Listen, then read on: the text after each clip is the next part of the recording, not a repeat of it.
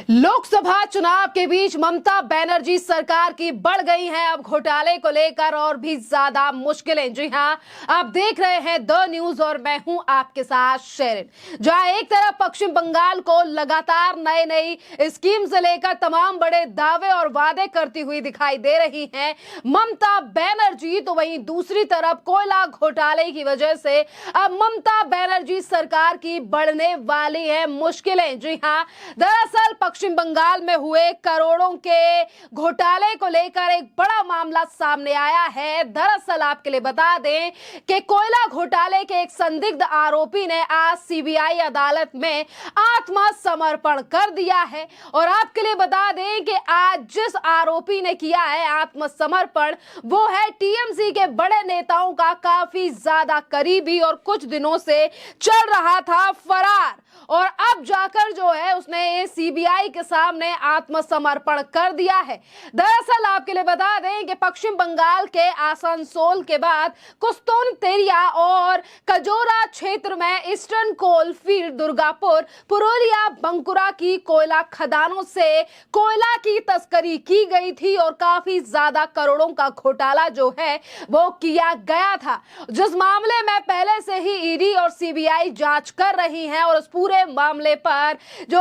आरोपी सीबीआई की जांच से फरार था, आज उसने सीबीआई के सामने ही सरेंडर कर दिया है। साथ ही बंगाल के कोयला घोटाले में ईडी ममता बनर्जी के भतीजे अभिषेक बनर्जी और उनकी पत्नी रुजिरा बनर्जी से कई बार पूछताछ कर चुकी है। जी हां, सीधा सीधा आरोप जो है वो अभिषेक बनर्जी और उनकी पत्नी रुजिरा बनर्जी को लेकर काफी बार लग चुके हैं। 2021 से एजेंसियां इस पूरे मामले पर जांच कर रही है और इसी सिलसिले में अभिषेक बनर्जी और उनकी पत्नी को कई बार जो है वो ईडी ने अपने दफ्तर भी बुलाया है। यानी कि वो घोटाला जिसकी वजह से लगातार बढ़ी हैं अभिषेक बनर्जी की मुश्किलें, आज वही घोटाला जो है वो लगातार मुश्किलें खड़ी कर रहा है अब ममता बनर्जी सरकार की, क्योंकि एक तरफ लोकसभा के चुनावों की वोटिंग और वहीं दूसरी तरफ पश्चिम बंगाल में हुआ ये करोड़ों का घोटाला, जिसमें खुद ही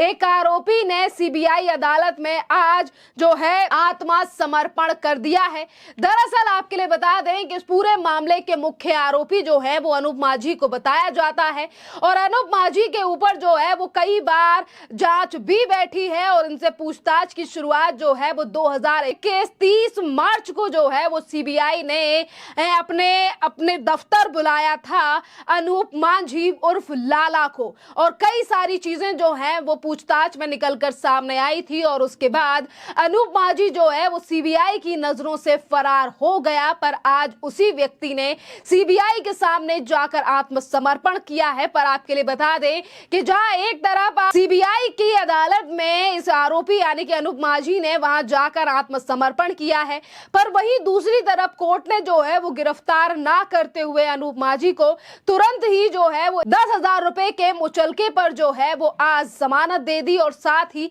कोर्ट की तरफ से ये कहा गया है और राहत इसीलिए दी गई है क्योंकि अनूप माझी से ये कहा गया है कोर्ट की तरफ से कि अब वो जांच में सहयोग करेंगे। यानी कि पूरे मामले का मास्टरमाइंड अनूप माझी अगर आज खुद ही सरेंडर कर रहा है और कोर्ट की तरफ से जो है सिक्योरिटी भी दी गई है क्योंकि जान का खतरा हो सकता है, वहीं दूसरी तरफ अगर जमानत दी गई है तो सीधे सीधे तौर पर अब उन लोगों की मुश्किलें बढ़ जाएंगी जो कि इस करोड़ों के घोटाले में शामिल थे, क्योंकि जिसे मास्टरमाइंड कहा जा रहा था आज उसने खुद ही सीबीआई के सामने जो है वो आत्मसमर्पण कर दिया है। देखिए, अगर हम बात करें अनूप माझी उर्फ लाला की, तो कुछ समय से ये फरार चल रहा था और सीबीआई ने इसे 2020 में कोयला तस्करी घोटाले में जो है वो जांच शुरू की थी और 21 मई को जो है वो इस पूरे मामले में यानी कि आरोप पत्र जो है वो दाखिल करने वाली है। देखिए, 21 तारीख को जो है यानी कि आने वाली 21 तारीख को सीबीआई की तरफ से सीबीआई की ही अदालत में इस पूरे मामले को लेकर जब चार्जशीट पेश की जाएगी तो देखना अहम रहेगा कि आखिरकार कौन कौन से बड़े नाम जो हैं वो इस बार सीबीआई सीबीआई की लिस्ट में रहने वाले हैं, सीबीआई की चार्जशीट में रहेंगे, जो कि सीबीआई की तरफ से पेश की जाएगी 21 तारीख को। इस घोटाले के सिलसिले में लाला के सभी साथियों को जो है वो पहले ही गिरफ्तार कर लिया गया था और उन 4 लोगों को पहले ही जो है वो एजेंसी द्वारा गिरफ्तार किया गया था, जो समय पर इसी घोटाले को लेकर पश्चिम बंगाल में कई जगहों पर जो है वो छापेमारी की गई थी। दरअसल 4 लोगों की गिरफ्तारी के बाद 3 को जमानत मिल गई थी, जबकि गुरुपत तिहाड़ जेल में अभी भी बंद है। और इन्हीं तमाम हालातों को लेकर शायद अनूप मांझी ने आज खुद ही सीबीआई कोर्ट के सामने सरेंडर किया, जिसकी वजह से अब तमाम लोगों की मुश्किलें बढ़ सकती हैं, जिन्होंने ये करोड़ों का घोटाला पश्चिम बंगाल में किया, कोयला घोटाला किया। दरअसल इस पूरे मामले की जांच 2020 में शुरू हुई है, पर यह मामला काफी ज्यादा पुराना है। अब देखना अहम रहेगा कि इतना ज्यादा पुराना घोटाला, जिसको लेकर कहीं ना कहीं बड़े नेता ये सोच रहे होंगे कि पुराना घोटाला है तो शायद रात गई और बात गई और अब इस पे सीबीआई या ईडी कोई जांच नहीं करेगी। और इसी पूरे मामले को लेकर जब भी अभिषेक बैनर्जी, जो कि ममता बनर्जी पश्चिम बंगाल के मुख्यमंत्री हैं और उनके भतीजे हैं अभिषेक बैनर्जी, और उनका टीएमसी पार्टी और सरकार में काफी ऊंचा पद भी है, जब भी सीबीआई ने उन्हें दिल्ली के दफ्तर या फिर कलकत्ता के दफ्तर पूछताछ के लिए बुलाया है, समय समय पर जो है वो टीएमसी सरकार ने ईडी और सीबीआई को लेकर सवाल उठाए हैं और ये तक कहा है कि सिर्फ और सिर्फ हमारे परिवार को या फिर सरकार को बदनाम करने की कोशिश जो है वो एजेंसियों के द्वारा की जा रही है।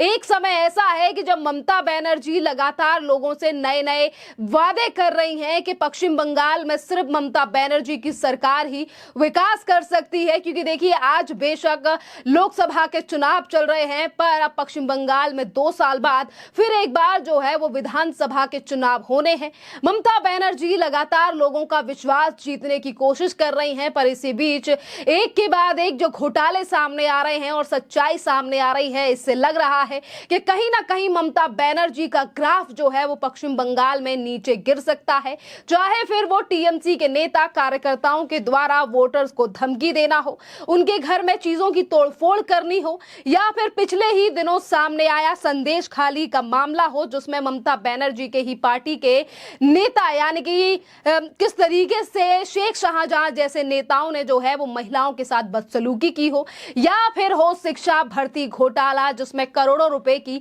हेरा फेरी कर उन लोगों को नौकरी दी गई जो लोग काबिल नहीं थे, या फिर जो लोग काबिल भी थे उनसे भी कहीं ना कहीं रिश्वत, गहने और जमीन के पेपर जो है वो हड़पे गए थे। इन तमाम मामलों को लेकर लगातार केंद्रीय एजेंसी जो है, जो भी आरोपी हैं और संदिग्ध हैं, उनसे समय समय पर पूछताछ करती है, और जब भी उन्हें बुलाया जाता है यह आरोप लगाया जाता है कि देश में लोकसभा के चुनाव चल रहे हैं और शायद इसीलिए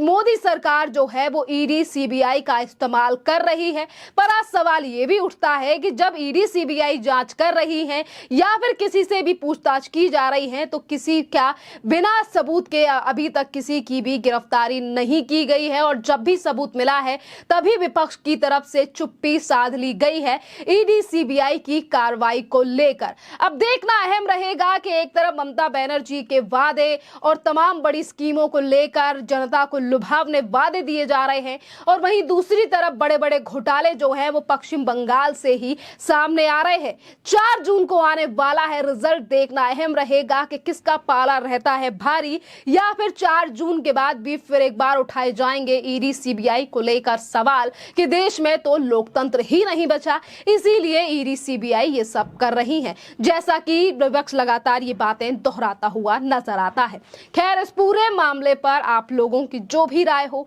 आप हमें कमेंट कर जरूर बताइए। धन्यवाद।